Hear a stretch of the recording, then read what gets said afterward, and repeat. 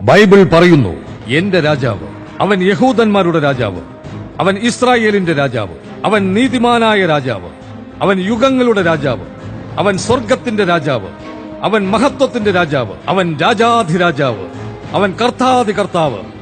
അതാണ് എന്റെ രാജാവ്. എന്റെ രാജാവിനെ കുറിച്ച് ഞാൻ അത്ഭുതപ്പെടുന്നു. നിങ്ങൾക്കവനെ അറിയാമോ?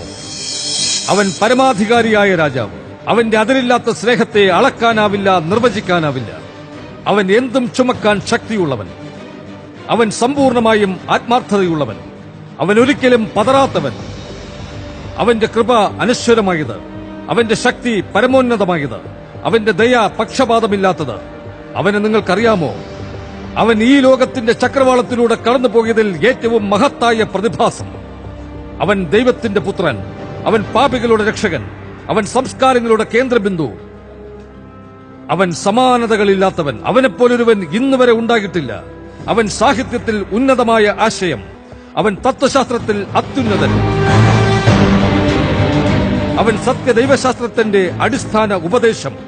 അവൻ ഒരേ ഒരുവൻ മാത്രം, രക്ഷകൻ എന്ന നാമത്തിന് സർവഥാ യോഗ്യൻ. ഞാൻ അത്ഭുതപ്പെടുന്നു. അവനെ നിങ്ങൾക്കറിയാമോ? അവൻ ബലഹീനന് ശക്തി നൽകുന്നു. അവൻ പരീക്ഷിക്കപ്പെടുന്നവർക്കും പരിശോധിക്കപ്പെടുന്നവർക്കും നല്ല സഹായി.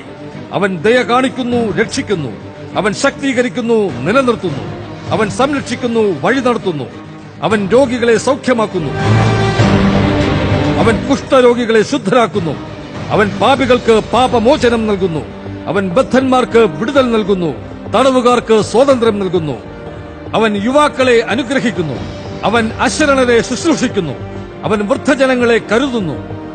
അവൻ സൗമ്യതയുള്ളവരെ അലങ്കരിക്കുന്നു. ഞാൻ അത്ഭുതപ്പെടുന്നു. അവനെ നിങ്ങൾക്കറിയാമോ? അവൻ ജ്ഞാനത്തിന്റെ താക്കോൽ, അവൻ പരിജ്ഞാനത്തിന്റെ നീരുറവ, അവൻ വിടുതലിന്റെ വഴി, അവൻ സമാധാനത്തിന്റെ വഴി, അവൻ നീതിയുടെ വഴി, അവൻ വിശുദ്ധിയുടെ വഴി, അവൻ മഹത്വത്തിന്റെ വഴി. അവനെ നിങ്ങൾക്കറിയാമോ?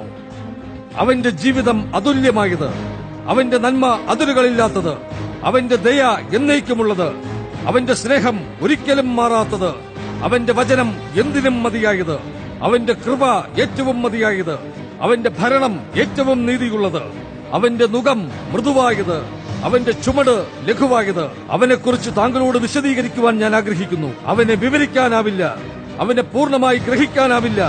അവൻ അദൃശ്യനാണ്, അവൻ അജയ്യനാണ്. അവനെ നിങ്ങളുടെ മനസ്സിൽ നിന്നും പുറത്താക്കുവാൻ കഴിയില്ല. അവനെ നിങ്ങളിൽ നിന്നും ഒഴിവാക്കുവാൻ കഴിയില്ല. അവനെ നിങ്ങൾക്ക് അതിജീവിക്കുവാൻ കഴിയില്ല. അവനെ കൂടാതെ ജീവിക്കാനും കഴിയില്ല. അവന്റെ മുമ്പിൽ പരീശന്മാർക്ക് നിൽക്കാൻ കഴിഞ്ഞില്ല. അവന്റെ ദൌത്യത്തിൽ നിന്നും അവനെ തടുക്കുവാൻ കഴിഞ്ഞില്ല. അവനിൽ കുറ്റം കണ്ടെത്താൻ പീലാത്തോസിന് കഴിഞ്ഞില്ല. അവനെ കൊല്ലുവാൻ ഹെരോദാവിന് കഴിഞ്ഞില്ല. അവനെ കീഴടക്കുവാൻ മരണത്തിന് കഴിഞ്ഞില്ല. അവനെ ഉള്ളിലൊതുക്കുവാൻ കല്ലറയ്ക്കു കഴിഞ്ഞില്ല. അതാണ് എന്റെ രാജാവ്, ജീസസ് ക്രൈസ്റ്റ്.